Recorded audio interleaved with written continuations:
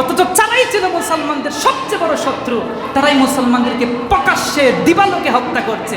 আপনি আমি বাংলাদেশের 95% মুসলমান, তাদের পক্ষে তাদের জার্সি লাগাই, তাদের দেশের পতাকা উড়াই, তাদের চরিত্র লালন করে আমরা বলি মুসলমানদেরকে মারতে থাক, আমরা তোদের সাথে আছি, ঠিক কিনা বলে?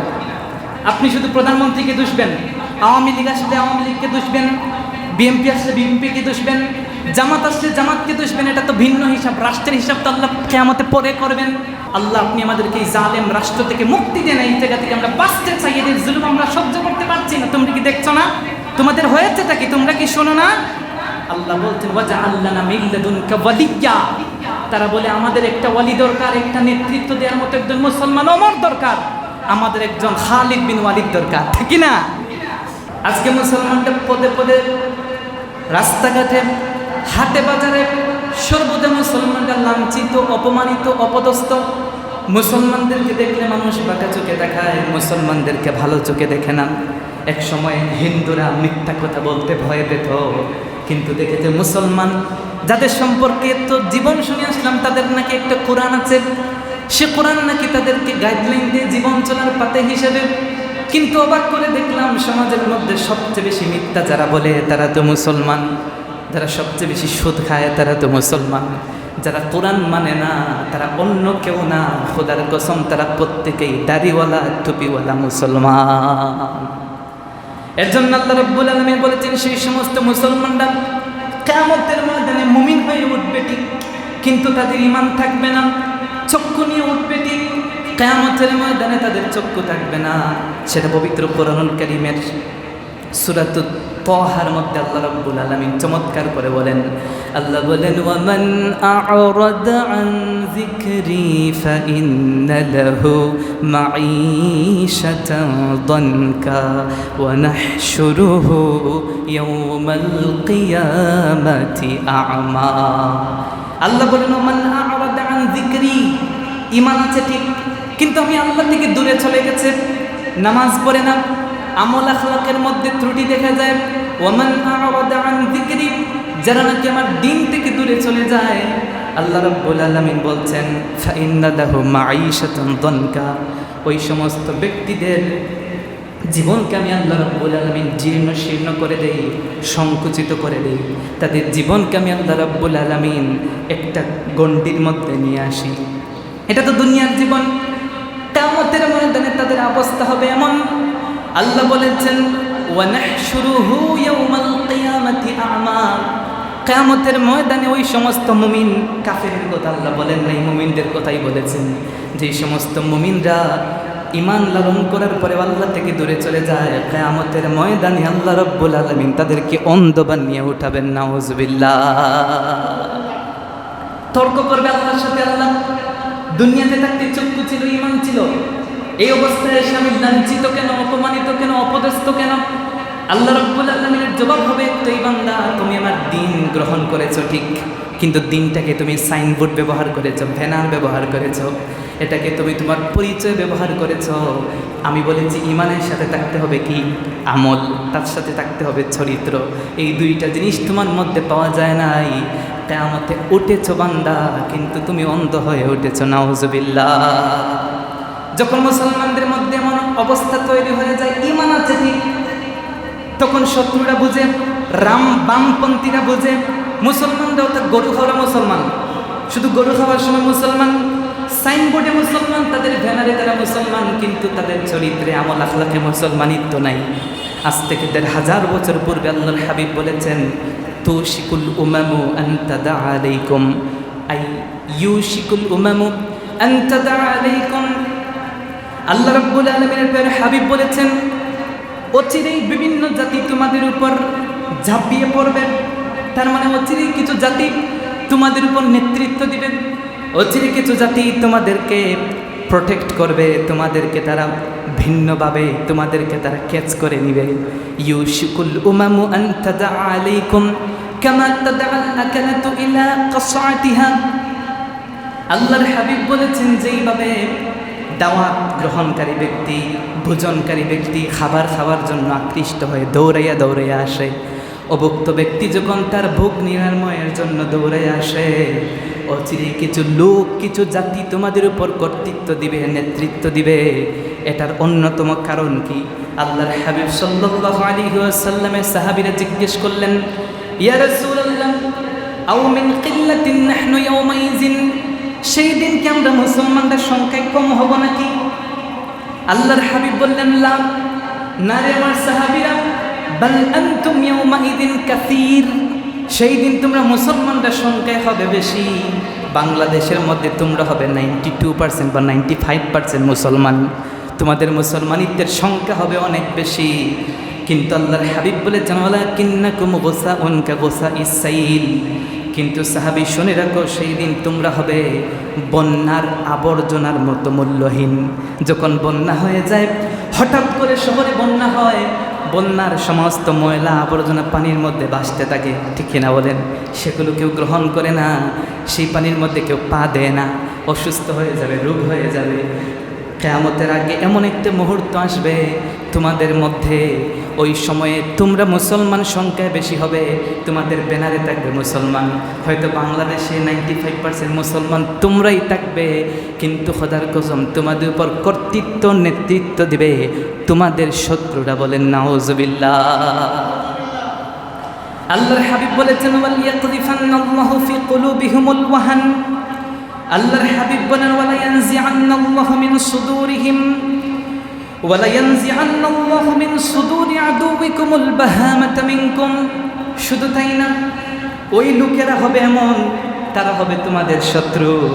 কিন্তু দুঃখজনক হলেও সত্য, ওই সময়ে আল্লাহ রাব্বুল আলামিন তাদের অন্তর থেকে তোমাদের ভয়টা তুলে নেবেন। ইতিহাস ঘেটে দেখেন, মুসলমানের নাম শুনলে বামপন্থীরা খেপে উঠত, মুসলমানদের নাম শুনলে মুসলমানদের শত্রুরা ভিন্ন রাস্তা খুঁজত। কিন্তু আল্লাহর হাবিব বলেছেন, কিয়ামতের ময়দানে এমন একটা সময় আসবে, যেই সময়ে তোমাদের উপর তোমাদের শত্রুরা কর্তৃত্ব দিবে, নেতৃত্ব দিবে।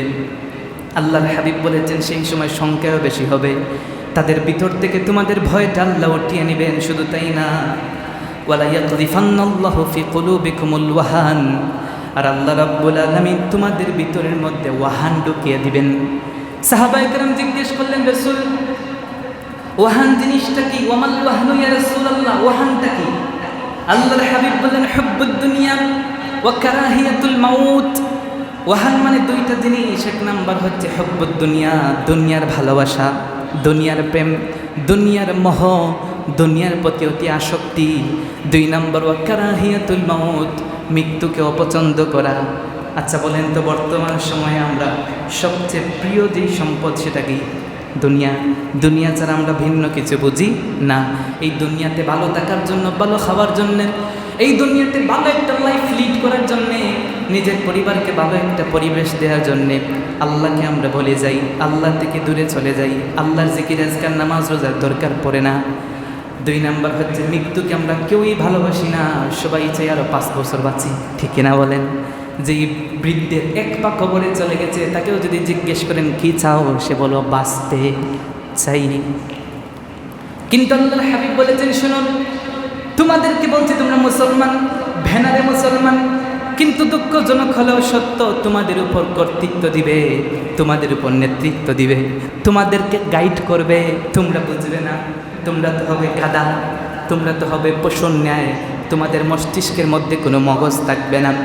তোমরা মুসলমান জাতি হিসেবে থাকবে, তোমার চোখের সামনে আরেক মুসলমান ভাইকে প্রকাশ্যে দিবালোকে হত্যা করা হবে, তুমি তার পক্ষে দাঁড়াবা না।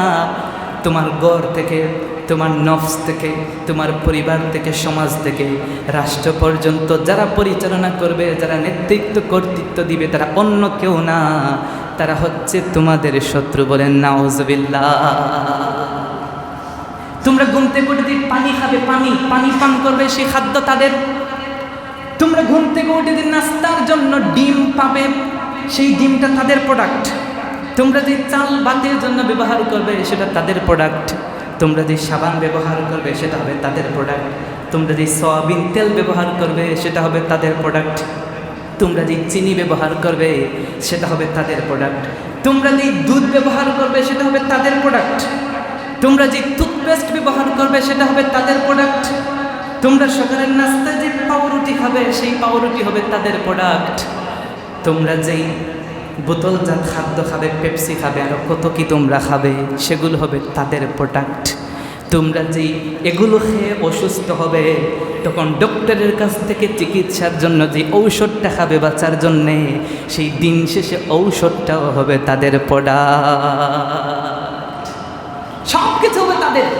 কিন্তু মুসলমান তো ছিল এমন, পৃথিবীটাকে গাইড দিয়েছিল, লিড দিয়েছিল মুসলমান। কিন্তু আজকে সে মুসলমানদেরকে লিড দেয়, গাইড দেয়, তার ঘুম থেকে জাগ্রত হওয়া থেকে নিয়ে ঘুমানো পর্যন্ত প্রত্যেকটা কার্যকলাপে যারা নেতৃত্ব দিচ্ছে, হয়তো আপনি আমি ঘুমে টের পাচ্ছি না, কিন্তু তারা অন্য কেউ না, তার ওই বামপন্থী ইহুদি, খ্রিস্টান, নাসারা, যারা ফিলিস্তিনি মুসলমান সহ বিশ্বের অসংখ্য গণিত লক্ষ কোটি মুসলমানদেরকে দিবালোকে হত্যা করছে, আমাদের মা বোনদের ইজ্জত হরণ করছে।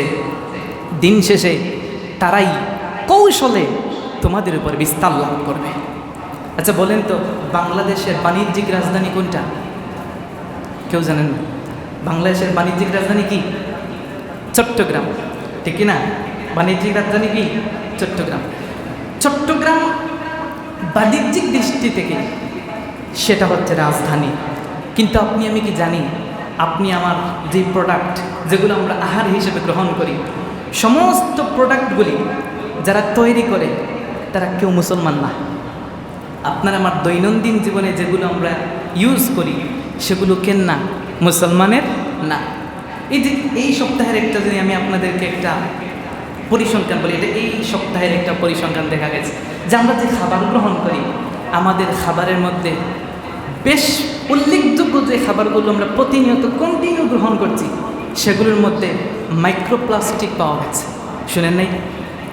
এর হ্যাঁ না একটা বলেন, শুনেছেন কি না? আপনারা তো ঘুমিয়ে আছেন, আপনারা মনে করেন মুসলমান মানে নামাজ কালাম করবো, মাঝে মধ্যে জিকির আজকার করবো, এতটুকুই শেষ। আর মসজিদের হুজুর কবরের কি বলে মাটির নিচের ওয়াজ করবে আর আকাশের উপরের ওয়াজ করবে, বুঝলেন এই কথা? কিন্তু দুঃখজনক কথা হলো সত্য, মুসলমানদের ব্যবসা এমন এক জিনিস, আল্লাহর হাবিব বলেছেন রিজেক, এই রিজেকের 10 ভাগের 9 ভাগ রেখে দিয়েছি কোথায়? ব্যবসার মধ্যে। 1 ভাগ রেখেছি চায় চাকরি সব কিছুর মধ্যে, বুঝলেন এই কথা? 9 ভাগ কোথায়? ব্যবসায়। আপনি আমি তো হচ্ছি এই মস্তিষ্কওয়ালা, কিন্তু বুঝি না। কিন্তু আমাদের শত্রু যারা, তারা ব্যবসা পরিচালনা করে, কথা বোঝেন নেই? আপনার দেশের যেই প্রোডাক্টগুলো উল্লেখযোগ্য, সবগুলো প্রোডাক্ট কাদের? তাদের প্রোডাক্ট। তারা ব্যবসার মধ্যে এমনভাবে আপনাকে আমাকে এমনভাবে গ্রাস করে নিয়েছে যে আজকে তাদের সাবান ব্যবহার না করলে আপনার গোসল হয়, কথা বল না? তাদের তৈরি ব্যবহার না করলে আপনার গোসল হয় না। দেশের প্রোডাক্ট আপনি গ্রহণ করবেন না। এছাড়া তো সামনে আরও আলোচনা আসছে। তাহলে মাইক্রোপ্লাস্টিক পাওয়া গেছে কিসের মধ্যে? খাবারের মধ্যে। কোন খাবার? এগুলো দৈনন্দিন জীবনে প্রতিদিন যেটা ব্যবহার করছি সেই খাবারের মধ্যে। 1 নাম্বার বলা হয়েছে, 1 নাম্বার যেটা সেটা হচ্ছে সকালে ঘুম থেকে উঠে পাউরুটি খাই না আমরা? পাউরুটির মধ্যে পটাশিয়াম ব্রোনেট ব্যবহার করা হয়, যেটা ক্যান্সারের জন্য ফার্স্ট ক্লাস। মানে অতি দ্রুত আপনাকে ক্যান্সারের মাধ্যমে কবরে নিয়ে যাবে, টেনশন করে কারণ নাই। এটা আমরা সর্বদা খাই না? কি বলেন, খাই কি না? কিন্তু সেটা সম্পর্কে আমাদের কোনো জ্ঞান নেই, যার কারণে আপনি হসপিটালগুলোতে যান, দেখবেন হসপিটালগুলোতে গেলে হাজার হাজার মানুষ সিরিয়াল ধরে আছে অসুস্থ। কি এমনও লোক আছে প্রতিদিন 20টা 30টা পর্যন্ত ওষুধ খায়, আছে না নাই? অনেকের পরিবারে এমন আছে। তাহলে 1 নম্বর কি? পাউরুটি। এটা সবাই খাই, একটু ক্লান্ত হলে নিজেরা খাই, সন্তানদেরকে স্কুলে পাঠানোর আগে, মাদ্রাসায় পাঠানোর আগে পাউরুটি খাওয়াইয়া দেয়, ঠিক না? কিন্তু এটার মধ্যে ক্যান্সারের ঝুঁকি, এটা বর্তমান রিসার্চ তারা ব্যবহার করেছে। 2 নম্বর লবণ। লবণ ছাড়া তো কিচ্ছু হয় না। পাউরুটিতে যেমন লবণ লাগে, সব খাবারে লবণ লাগে, আছে না নেই? লবণের মধ্যে তারা বলে দিয়েছে সেই জায়গার মধ্যে মাইক্রোপ্লাস্টিক আছে। তো হচ্ছে লবণ, এগুলো আপনি আমি সচরাচর খাচ্ছি। 2 নম্বর চিনি এবং মধু, এগুলোর মধ্যে মাইক্রোপ্লাস্টিক পাওয়া গেছে। 4 নম্বর বোতলজাত যত খাবার, প্লাস্টিকের বোতলে যত কিছু হয়, পানি হোক, বিভিন্ন জুস হোক, বিভিন্ন লিকুইড হোক, যা আছে সব কিছুর মধ্যে কি? মাইক্রোপ্লাস্টিক। এগুলো কাদের? এদের ব্র্যান্ড একটু দেখবেন। এরপরে আরও কিছু কথা আছে আমি সামনে বলবো। বাঙালি তো একটু বেশি চালাক, বুঝলেন না? তাদের কথা বলবো, আপনার আমার কিছু গুণাগুণ আছে। তারপরে চাল, আটা, শস্য জাতীয় খাবার, এগুলোর মধ্যেও তারা মাইক্রোপ্লাস্টিক পেয়েছে। আজ থেকে তো অনেক বছর আগেই শুনেছি যে ওরা চাল বানানো শিখে গেছে। চাল বানায়, কি বানায়? ডিম বানায়, প্লাস্টিকের চাল, প্লাস্টিকের ডিম। এগুলো কারা বানায় বলেন? এটা আপনারা চায় না, বড় দরকার নাই, আপনারা আমার শত্রু, বন্ধু না। আর তাদের মিশনই হচ্ছে মুসলমানদেরকে দুলিশ্বাত করে দেয়। খোদার কসম, আপনি তাদের দেশে যান, এই পণ্য পাবেন না। তাদের দেশের লোকেরা তারা এই পণ্য খায় না। সেটা শুধু আপনার আর আমার জন্য ধীরে ধীরে ধীরে ধীরে মৃত্যুর মুখে আপনাকে আমাকে ঠেলে দেওয়ার জন্য তাদের এই পরিকল্পনা। সামুদ্রিক এবং প্রাণীজিক যে সকল খাবার আছে সেই সমস্ত খাবারের মধ্যেও কিন্তু এখন মাইক্রোপ্লাস্টিক পাওয়া যায়। এটা অবিশ্বাস্য হলেও সত্য। প্যাকেটজাত এবং প্রসেসর যত খাবার আছে, প্রত্যেকটা প্যাকেটজাত খাবার, চানাচুর থেকে বিস্কুট থেকে, এক কথায় যত প্যাকেটজাত খাবার আছে পলিথিনের মধ্যে, সব কিছুর মধ্যে মাইক্রোপ্লাস্টিক। মানে বাঙালি প্লাস্টিক খাইতে খাইতে এগুলো ভিতরটিতে প্লাস্টিক হয়ে গেছে। বুঝলেন এই কথা? এমন একটা অবস্থা তৈরি হয়েছে। এখন এ থেকে আপনি আমি বাঁচবো কীভাবে? এ থেকে আপনার আমার বাঁচার উপায় কী? বাঁচার তো কোনো উপায় নেই, কারণ মুসলমানরা ঘুমাচ্ছে, মুসলমানরা দলাদলি বিভক্তি, মুসলমানদের মধ্যে আজ বিভিন্ন ফেরকা, বুঝলেন নেই, কে কী করবে কী কী না করবে সেগুলো নিয়ে আজ আমরা বিশাল ব্যস্ত। কিন্তু মুসলমানদের অস্তিত্ব সেই দিকে ধ্বংস হয়ে যাচ্ছে, সেই বিষয়ে আপনার আমার কোনো চিন্তা চেতনা নেই।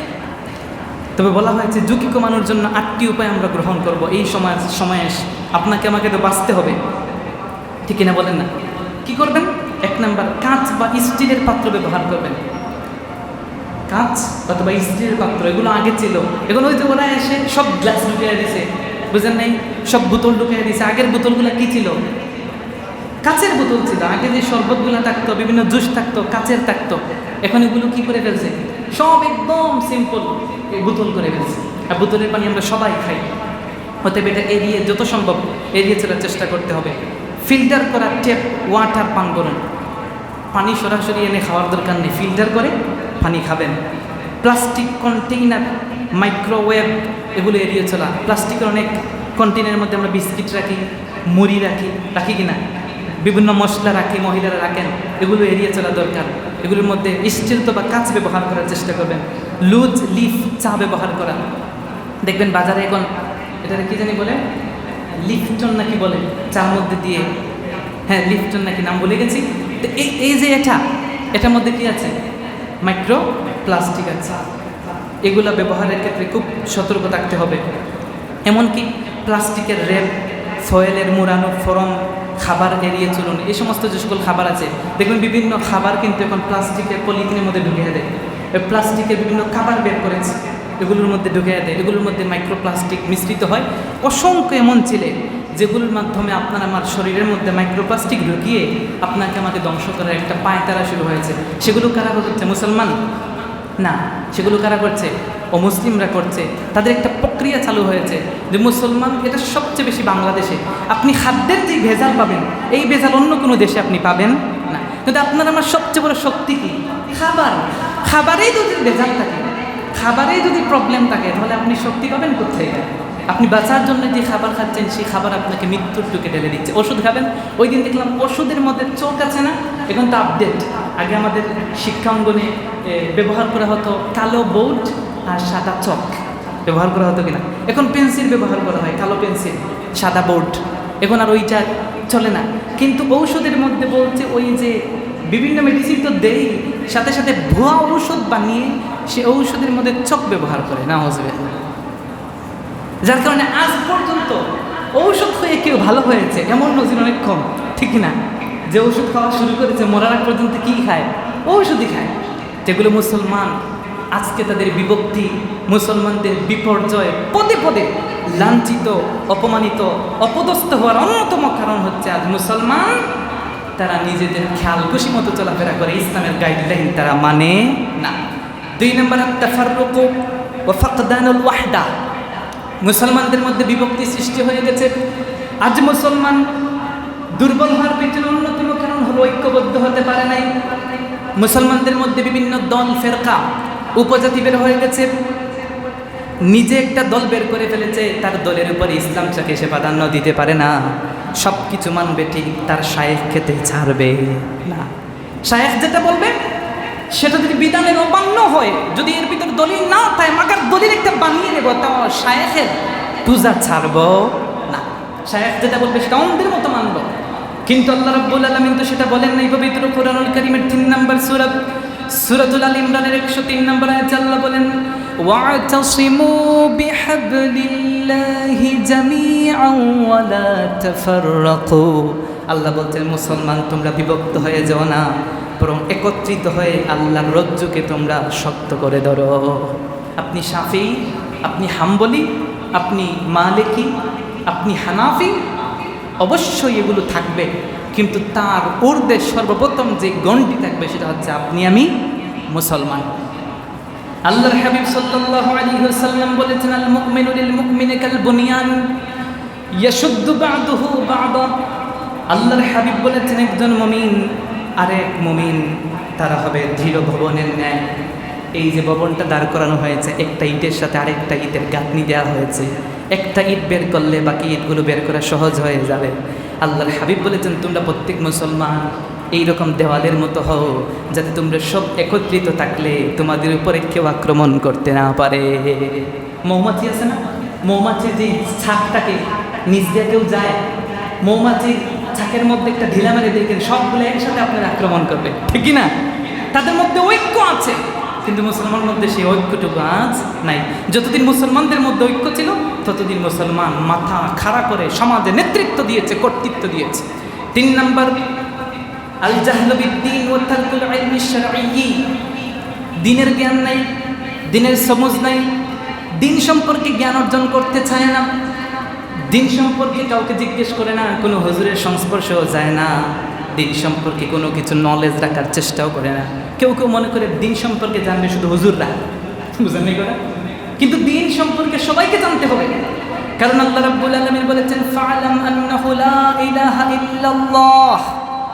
আল্লাহ বলছেন ফা'লাম, আগে জানো, তারপর বলো লা ইলাহা ইল্লাল্লাহ, আল্লাহ ছাড়া কোনো ইলাহ নাই। যদি আল্লাহ সম্পর্কে নাই জানো, তাহলে আল্লাহর উপর ঈমান আনবা কিভাবে? এর জন্য মুফাসসিররা বলেছেন, আল ইলমু ক্বাবলাল কাউলি ওয়াল আমাল। আমলের আগে তোমাকে প্রত্যেককেই মনে রাখতে হবে, কথার আগে, আমলের আগে তোমাকে ইলম অর্জন করতে হবে। দ্বীনের জ্ঞান সমস্তই যদি না থাকে, নামাজ দাঁড়িয়ে সূরা ফাতিহা তো ঠিকঠাক মতো পড়তে পারবেন না, তাশাহুদ পড়তে পারবেন না, রুকু সিজদা ঠিকঠাক মতো গিয়ে দিতেন পারেনি তো না। জিজ্ঞেস করলে তো 4টা কালিমা অনেকে বলতে পারে, মুসলমান, তারাও পাক্কা মুসলমান। আল্লাহর হাবিব সাল্লাল্লাহু আলাইহি ওয়াসাল্লাম বলেছেন, মান ইউরিদিল্লাহু বিহি খাইরান ইউফাক্কিহু ফিদ্দীন। আল্লাহ যার কল্যাণ চান তাকে আল্লাহ দ্বীনের সমঝ দান করেন, দ্বীনের জ্ঞান দেন, দ্বীনের নলেজ দেন। ওই ব্যক্তিকেই দেন যেই ব্যক্তির আল্লাহ কল্যাণ চান। আল্লাহকে আপনার ঘরে ঢুকিয়ে দিবে না, এসে শিখতে হবে? কথা বলেন না, শিখতে হবে কিনা? শিখতে হবে। আল্লাহ আপনাকে ঘুমের ঘরে শিক্ষা দিবেন না। 4 নম্বর, আল্লাহর হাবিব সাল্লাল্লাহু আলাইহি ওয়াসাল্লামের মাধ্যমে আমরা জানি ইন্তিশারুল মাআসি ওয়াল ফাওয়াহিশ। আমরা অতিরিক্ত পাপাচারের মধ্যে, অশ্লীলতার মধ্যে ডুবে পড়েছি। পাপাচার, অশ্লীলতা, নৈতিক অবক্ষয়ের ব্যাপক বিস্তার সমাজের মধ্যে। এই সমাজের দিকে তাকিয়ে দেখেন, এই সমাজ পাপাচার, অশ্লীলতায় ভরপুর। যেই সমাজের মধ্যে আল্লাহর ভয় কমে যায়, সেখানে গুনাহকে আর গুনাহ মনে করা হয় না। যেখানে গুনাহকে আর গুনাহ মনে করা হয় না, সেই যুগটা হয়ে যায় আধুনিকতার ছোঁয়া পেয়ে যায়। আপনি আমি আধুনিক, অতি মডার্ন, যার কারণে আধুনিকতা, স্বাধীনতা, বিনোদনের নামে স্বাভাবিক করে তোলা হয়। এই সমস্ত পাপাচার, অশ্লীলতাকে প্রমোট করা হয়। আজকে সোশ্যাল মিডিয়ার মাধ্যমে আমাদের মা বোনরা তাদের পবিত্রতা, তাদের সতীত্ব, তাদের পর্দাপোশিতা সব কিছু হারিয়ে ফেলেছে। ওয়েস্টার্ন কান্ট্রির নীতি, তাদের চরিত্র, তাদের চালচলন, ব্যবহার তারা গ্রহণ করেছে। কথা বলতে গেলে তাদের বাকস্বাধীনতা চায়, ফ্রিডম চায়। তারা নিজেদের স্বামী, বাবা, ভাই বোনের উপর নিজের জ্ঞানের গরিমা দেখায়, ঠিক না? মনে রাখবেন যে এই সমাজের মধ্যে অশ্লীলতা বৃদ্ধি পায়, তখনই বৃদ্ধি পাবে যখন লজ্জা শরম উঠে যায়। হাদিসে এসেছে, যার লজ্জা শরম নাই সে ব্যক্তি যা ইচ্ছা তা করতে পারে। যখন পাপাচার বৃদ্ধি পেয়ে যায়, সমাজটা যখন আধুনিক হয়ে যায়, তথাকথিত আধুনিকের ছোঁয়া যখন সমাজ পেয়ে যায়, ফলে সমাজের মধ্যে ব্যভিচার বৃদ্ধি পায়, অশালীনতা বৃদ্ধি পায়, মাদক বৃদ্ধি পায়, সুদ বৃদ্ধি পায়, মিথ্যা বৃদ্ধি পায়, প্রতারণা বৃদ্ধি পায়, ঘুষ বৃদ্ধি পায়, পর্নোগ্রাফি বৃদ্ধি পায়, বেপরদা চলাফেরা বৃদ্ধি পায়, এমনকি বিভিন্ন হারাম কাজ সমাজে দ্রুত ছড়িয়ে পড়ে। এগুলো কেউ প্রতিহত করে না, কারণ নিজের ঘরের দিকে তাকিয়ে দেখে আমার নিজের ঘরই তো ঠিক নাই, বাহিরে গিয়ে কী বলবো, ঠিক কিনা বলেন? কিন্তু আল্লাহ রাব্বুল আলামিন পবিত্র কোরআনুল কারীমের মধ্যে বলেছেন, শোনো, তোমরা যখন পাপাচারে লিপ্ত হবে, তোমরা যখন তোমাদের অশালীনতা প্রকাশ করে ফেলবে, সমাজের মধ্যে যখন তোমরা তোমাদের গণ্ডির বাহিরে চলে যাবে, আমি আল্লাহ আর তোমাদেরকে পাকড়াওয়ের বাহিরে রাখবো না। পবিত্র কোরআনে আল্লাহ বলেন, যহারাল ফাসাদু ফিল বাররি ওয়াল বাহরি বিমা কাসাবাত আইদিন নাস। তখনই জলস্থলে আযাব গজব যা আছে সব চাপিয়ে দেবো তোমাদের উপরে, কারণ এটা আমার না, বিমা কাসাবাত আইদিন নাস, সেটা তোমরা নিজেরা নিজের হাত দিয়ে কামাই করে এনেছো। এর জন্য আল্লাহর হাবিব বলেছেন, আল হালালু বায়্যিনুন ওয়াল হারামু বায়্যিনুন, হালাল স্পষ্ট করেছি, হারামকেও স্পষ্ট করে দিয়েছি, অতএব তোমাদের সংশয়টা কোথায়, সন্দেহজনক বিষয়ের মধ্যে থাকবে না। হালালটা স্পষ্ট, হালালটা করো, হারামটা স্পষ্ট, হারাম থেকে বেঁচে থাকো, সন্দেহজনক বিষয়গুলো এড়িয়ে চলো। আজ আমরা হালালকে হালাল মানি না, হারামকে হারাম মানি না, যার কারণে সমাজে মুসলমানদের অস্তিত্ব আজ খুঁজে পাওয়া যায়। 5 নম্বর, দাফুল উখাওয়াতি ওয়া কতিয়াতুল আরহাম, ভাইয়ে ভাইয়ে বিবাদ। মুসলমান আর এক মুসলমানের সাথে এক ফ্ল্যাটে থাকতে পারে না, এক টেবিলে খেতে পারে না, পরিবারের সাথে তার বন্ডিং ভালো না, সম্পর্ক ভালো না, এই সময়ে এসে আত্মীয়তার সম্পর্ক সে রক্ষা করতে পারে না। যেই সুযোগগুলো আমাদের দুশ্মনরা আমাদের কাছ থেকে নিয়ে আপনাকে আমাকে বিভক্ত করার মাধ্যমে আপনার আমার প্রত্যেকটা মেরুদণ্ডকে ভেঙে চুরমার করে দিচ্ছে, যেই সমাজের মধ্যে আত্মীয়তার সম্পর্ক নাই, মুসলমানদের মধ্যে দৃঢ়তা নাই, সেই সমাজের মধ্যে কখনো আল্লাহর দ্বীনের কায়েম করা সম্ভব হবে? হ্যাঁ না একটা বলেন? এর জন্য আল্লাহর হাবিব বলেছেন, লা ইয়াদখুলুল জান্নাতা কাতিউ রাহিমা, যেই ব্যক্তির আত্মীয়তার সম্পর্ক ছিন্ন করে সে জাহান্নামে যাবে, জান্নাতে যেতে পারবে না। অথচ ইসলাম এই আত্মীয়তার সম্পর্ক যদি বর্ণিংটা ভালো থাকতো, তাহলে আজকে মুসলমানদের এই অধপতন হতো না। 6 নম্বর, আত-তাআল্লুক বিদ-দুনিয়া ওয়া নিসয়ানুল আখিরাহ, দুনিয়ার সাথে আমাদের কমিউনিকেশন বেশি, সম্পর্ক বেশি, দুনিয়ার সাথে ভালোবাসা বেশি, আখিরাতের সাথে সম্পর্ক কম। যার কারণে দুনিয়ার ক্ষেত্রে আমরা যে পরিশ্রম করি, অবশ্যই দুনিয়া লাগবে, কিন্তু দুনিয়া প্রয়োজন যতটুকু ততটুকু লাগবে। দুনিয়াকে ব্যবহার করে আখিরাতকে হাসিল করব। আমরা যেন দুনিয়াকে ব্যবহার করতে গিয়ে দুনিয়ার মধ্যে আমরা ধ্বংস হয়ে না যাই, কারণ দুনিয়াটা তো ক্ষণস্থায়ী, এই দুনিয়াতে একদিন শেষ হয়ে যাবে। কোরআন বলছে, বাল তুসিরুনাল হায়াতাদ দুনিয়া ওয়াল আখিরাতু খায়রুন ওয়া আবকা, দুনিয়া এটা তো একটা ফানিয়াতুন, দুনিয়া তো এক সময় শেষ হয়ে যাবে, ধ্বংস হয়ে যাবে। ওয়াল আখিরাতু বাকিয়াতুন, আখিরাত তো তোমার ঠিকই থাকবে, এটার অনন্ত সীমার কোনো সীমানা নাই। এর জন্য আল্লাহর হাবিব সাল্লাল্লাহু আলাইহি ওয়াসাল্লাম বলেছেন, কুন ফিদ দুনিয়া কাআন্নাকা গারীবুন আও আবিরু সাবিল। আল্লাহর হাবিব বলেছেন, দুনিয়ার মধ্যে তুমি এমনভাবে বসবাস করবা যেন তুমি একজন পথচারী, তুমি যেন একজন মুসাফির। রাস্তায় কি মানুষ সবসময় থাকে? না। মুসাফির কি সবসময় মুসাফিরে থাকে? না, সে মুকিম হয়ে যায়। তুমি দুনিয়ার মধ্যে আছো ঠিক, এক সময় তোমাকে আবার রিটার্ন করতে হবে যেখান থেকে এসেছো। আমরা কোথা থেকে এসেছি? যাবেন কেমনে? ঠিকানাই তো চিনেন না, যাবেন কই? বলেন দেখি, কোথায় যাবেন? কোথায় যাবেন বলেন? যারা মানে গন্তব্য যদি না জানেন, যাবেন কই? বলেন জান্নাতে। আমরা ছিলাম কই? আরো জোরে, ছিলাম কোথায়? যাবো কোথায়? জান্নাতে। জাহান্নামে যাওয়ার দিকে আপনারা তো জান্নাতে চিনেন না, তো জান্নাতে যাইবেন কেন? 7 নম্বর, আল্লাহর হাবিব বলেছেন, ফিতনাতুশ শাবাব ওয়া দায়াউহুম, যুব সমাজের অধপতন। যুব সমাজ ধ্বংস হয়ে গেছে। যুব সমাজের হাতে হাতে অ্যান্ড্রয়েড ফোন আছে না নাই? গোটা পৃথিবীর সমস্ত কর্তৃত্ব এই ফোনের মধ্যে ঢুকিয়ে দিয়েছে। যুবকরা সবসময় ফোন স্ক্রলিং করে, যুবকদের মেরুদণ্ড শেষ হয়ে গেছে। যুবকরা সমাজের মধ্যে ভালো কাজ করতে পারে? যুবকরা আজ গেম, যুবকরা আজ জুয়া, যুবকরা বিভিন্ন নেশার মধ্যে অ্যাডিক্টেড হয়ে গেছে। তাদেরকে এমনভাবে গ্রাস করে নিয়েছে, এগুলো ওই শয়তানরাই করছে। পরোক্ষভাবে পিছন থেকে তারা নেতৃত্ব দিচ্ছে। আপনার আমার যুব সমাজের প্রত্যেকেরই ঈমান, আমল, ভবিষ্যৎ যাদেরকে নিয়ে আমরা স্বপ্ন দেখি, যারা আমাদের ভবিষ্যৎ প্রজন্ম, তাদেরকে ধ্বংস করে দিচ্ছে তারাই, যাদের প্রত্যেকটা পদে পদে আপনি আমি তাদের সহযোগিতার হাত বাড়াই। ঠিক কিনা বলেন? কিছুদিন আগে খেলা গিয়েছে, আমরা তাদেরকে যেই পরিমাণ সাপোর্ট দিয়েছি, অথচ যারাই ছিল মুসলমানদের সবচেয়ে বড় শত্রু, তারাই মুসলমানদেরকে প্রকাশ্যে দিবালোকে হত্যা করছে। আপনি আমি বাংলাদেশের 95% মুসলমান, তাদের পক্ষে তাদের জার্সি লাগাই, তাদের দেশের পতাকা উড়াই, তাদের চরিত্র লালন করে আমরা বলি মুসলমানদেরকে মারতে থাক, আমরা তোদের সাথে আছি, ঠিক কিনা বলেন? হয়তো আপনি মুখ দিয়ে বলেন না, কিন্তু অবশ্যই এই কথাটাই আপনি বলেন।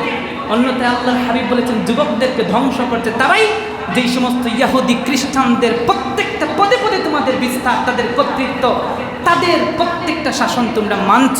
তোমরা যদি বলো হ্যাঁ তাও সত্য, তোমরা যদি বলো না তাও সত্য। এর জন্য আল্লাহর হাবিব বলেছেন কু আনফুসাকুম, মুরব্বীদেরকে বলছেন তোমরা তোমাদের যুবকদেরকে বাঁচাও, ওয়া আহলিকুম নারা, পরিবারকে বাঁচাও, নিজেরা বাঁচাও এমন একটা জাহান্নাম থেকে বাঁচাও, ওয়াকুদুহান নাস ওয়াল হিজারা, যেই জাহান্নামের খাদ্য হবে পাথর এবং মানুষ।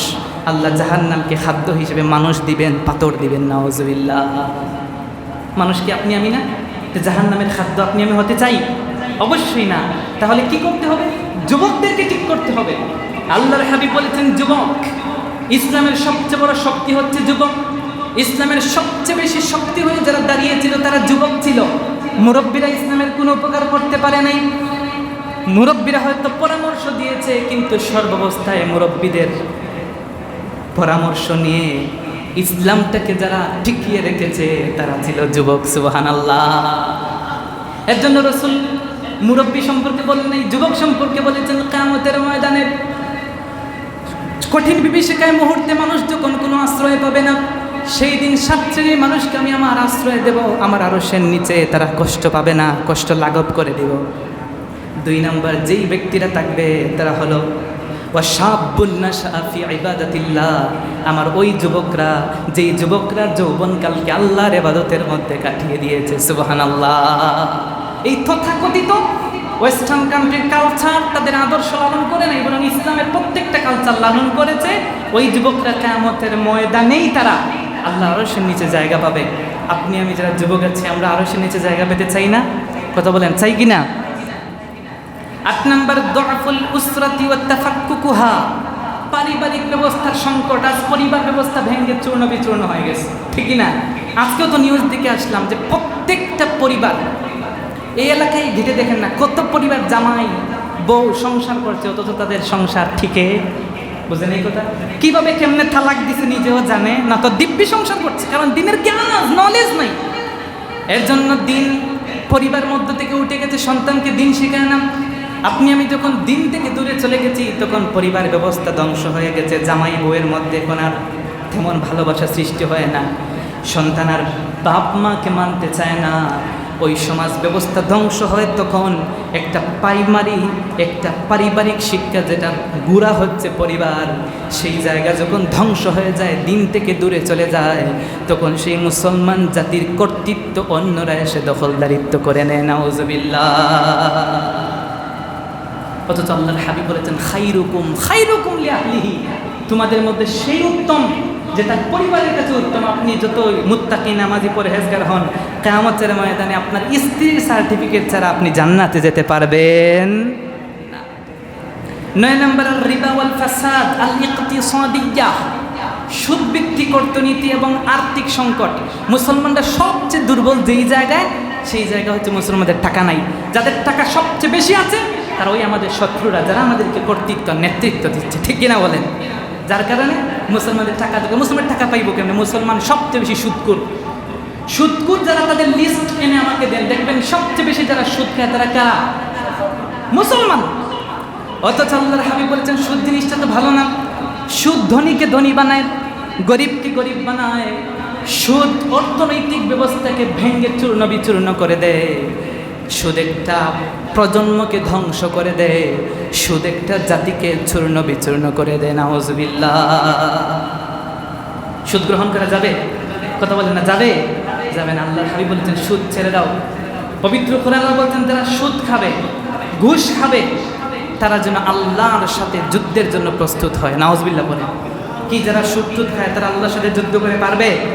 আল্লাহর হাবিব বলেছেন শোনো, যারা সুদ খায় আর রিবা খাইব যারা, ও মুকিলাহু, এবং কি ওয়া কাতিবাহু ওয়া শাহিদাইহি, যারা সাক্ষী থাকবে, যারা লিখবে, যারা সুদ খাবে, যারা সুদ দিবে, যারা সুদ গ্রহণ করবে, 4 শ্রেণীর লোককে আল্লাহ রাব্বুল আলামিন জাহান্নামে দিবেন। নাউজুবিল্লাহ বলবেন না? সুদ গ্রহণ করা যাবে? আরো জোরে বলেন যাবে? যারা সুদ খায় তাদেরকে আমরা বলবো, নসিহত করবো, ভাই আপনি সুদ গ্রহণ করবেন। 10 নাম্বার, দুআফুল কিয়াদাতি ওয়াল মাসউলিয়াহ, আমাদের নেতৃত্বের সংকট, দায়িত্বহীনতার অভাব। আজ আমাদের রাষ্ট্র নেতৃত্ব দেওয়ার জন্য যোগ্য মানুষকে যে পাওয়া যায় না, ঠিক কিনা? যারা এই নেতৃত্ব দিতে যায় আমরা তাদের সমালোচনা করি। রাষ্ট্রের নেতৃত্ব তো দূরে থাক, পরিবারের নেতৃত্ব কে দিবে? পরিবার নেতৃত্ব চালানোর মতো তো লোক নাই, ঠিক কিনা? আপনার সন্তান আপনার গাইড মানে না, আপনার স্ত্রী আপনার নেতৃত্ব মানে না, আপনার এলাকার মানুষ আপনাকে মানে না, আপনার সমাজ আপনার নেত্রী মানে না। যেই জায়গায় আপনাকে আপনার পরিবারই মানে না, সেই জায়গায় রাষ্ট্রকে মানবে, সেটা আপনি কিভাবে আশা করেন? রাষ্ট্র বিদ্বেষে লাভ আছে? আপনি আমি ঠিক নাই, রাস্তার মধ্যে বের হলে পলিথিন পাওয়া যায়, রাস্তার পাশে সব ময়লা আবর্জনা ডাস্টবিন সব রাস্তায়, এটা কি রাষ্ট্র এনে ফেলাইছে? কথা বলতে হবে, বলেন ফেলাইছে কে? পরিবার। পরিবারকে হয় আমি অথবা আপনি। তা রাস্তার মধ্যে ময়লা ফালান, কি বলে জুতা ছিঁড়ে গেছে ফালাই কোথায়? রাস্তায়। একটা খাবার খেয়ে একটা পলিথিন ফালায় রাস্তায়। তা আপনি আপনার এলাকা ঠিক করতে পারেন না, আপনি নিজেই তো নেতৃত্বের জন্য, বলেন না, আপনি নিজেই তো নেতৃত্বের জন্য পারফেক্ট না, রাষ্ট্রকে দোষবেন আপনি কিভাবে? কিন্তু ইসলাম তো এগুলো শিক্ষা দেয় না। ইসলাম তো শুধু নামাজ রোজার কথা বলে নাই, খোদার কসম আমি আপনাকে প্রতি জমায় কি বলি, ইসলাম আপনার জন্ম থেকে মৃত্যু পর্যন্ত সব কিছুর গাইড দিয়েছে। ইসলাম আপনাকে শিক্ষা দিয়েছে নেতৃত্ব। এর জন্য আল্লাহর হাবিব বলেছেন, আপনি শুধু রাষ্ট্রকে দোষবেন না, আপনি শুধু প্রধানমন্ত্রীকে দোষবেন, আওয়ামী লীগ আসলে আওয়ামী লীগকে দোষবেন, বিএনপি আসলে বিএনপিকে দোষবেন, জামাত আসলে জামাতকে দোষবেন। এটা তো ভিন্ন হিসাব, রাষ্ট্রের হিসাব তো আল্লাহ কিয়ামতে পরে করবেন। আল্লাহর হাবিব বলেছেন, কুল্লুকুম রাইন ওয়া কুল্লুকুম মাসউলুন আন রাইয়াতিহি, কিয়ামতে প্রত্যেককে একজন একজন করে দাঁড় করানো হবে। কাতার থেকে বলো তোমার দায়িত্ব সম্পর্কে তুমি কতটুকু অবগত, কি কি করেছো। 1 নম্বর রাসূল বলেছেন, ওয়া রাজুলুন রাইন ফি আহলিহি ওয়া হুয়া মাসউলুন আন রাইয়াতিহি, জিজ্ঞেস করা হবে পুরুষদেরকে, পরিবার সম্পর্কে তোমার দায়িত্ব ছিল না? দাঁড়াও হিসাব দাও, মেয়ে কি করেছে, ওয়াইফ কি করেছে, ওড়না ছাড়া বের হয়েছে, মেয়ে মডার্ন ড্রেস পরে বের হয়েছে, ফেসবুকে ফার্স্ট ইনস্টি কি করেছে না করেছে, সব হিসাব দাও। কোন রাস্তায় বের করেছো, কোন রাস্তায় এনে তাদেরকে খাইয়েছো, তাদের হিসাব দাও। আল্লাহর হাবিব বলেছেন, ওয়াল মারআতু রাইন, স্ত্রীকে দাঁড় করাবেন। তুমি দাঁড়াও, তুমি স্ত্রী হিসেবে স্বামীর তার হেফাজত করেছো কিনা, সন্তানদেরকে দিন শিক্ষা দিয়েছো কিনা, পরিবার ঠিকঠাক মতো পরিচালনা করেছো কিনা।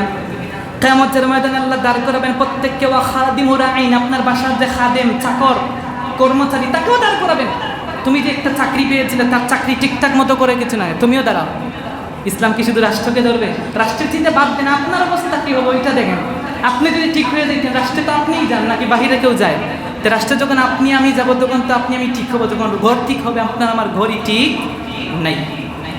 11 নম্বর, মুসলমানদের আজ নির্যাতিত, কত দেশে নির্যাতিত হচ্ছে। ফিলিস্তিনের মুসলমানরা মাইল খাচ্ছে, এটা কেউ জানি না, জানি কি না?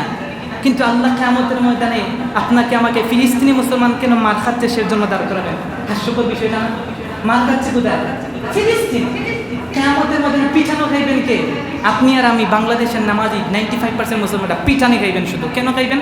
আসেন পবিত্র কোরআনুল কারীমের মধ্যে দেখি 4 নম্বর সূরা, আল্লাহ রাব্বুল আলামিন বলছেন, ওমা লাকুম লা তুকাতিলু ফি সাবিলিল্লাহ ওয়াল মুস্তাদআফিনা মিনার রিজাল ওয়ান নিসা ওয়াল উইলদান।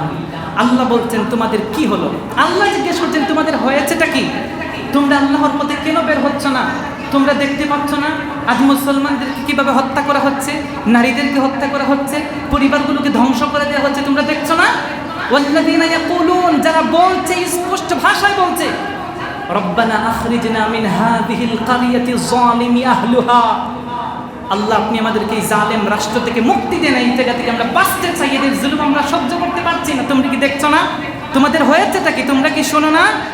আল্লাহ বলছেন, ওয়াজআল লানা মিন লাদুনকা ওয়ালিয়্যা, তারা বলে আমাদের একটা ওয়ালি দরকার, একটা নেতৃত্ব দেওয়ার মতো একজন মুসলমান ওমর দরকার, আমাদের একজন খালিদ বিন ওয়ালিদ দরকার, ঠিক না?